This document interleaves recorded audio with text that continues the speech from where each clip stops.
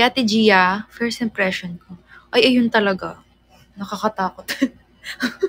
Bakit ka natawa? Natatawa siya. Ate Gia, pag napanood mo, tinawanan ka ni Ella DJ. Nakakatakot siya. Pero, alam mo, nakakatakot siya, pero siya yung unang kumausap sa akin. Hindi naman yung first impression eh. Oo, kaya, nakakatakot kaya siya. Kasi nakakatakot siya hanggang First and last. Uy, Ate Gio, pinabaksab ka. first and everything. Everyday. Forever.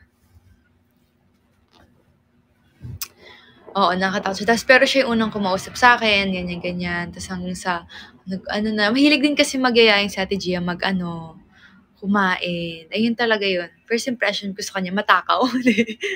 Pero yun, mahilig siya kumain sa labas. So, yun, nagkayayaan na. Tapos, ayun.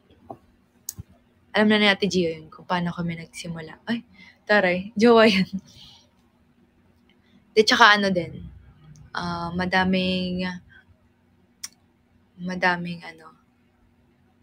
madaming chika yun sa Ate Gio. Nakakatawa yung kausap din.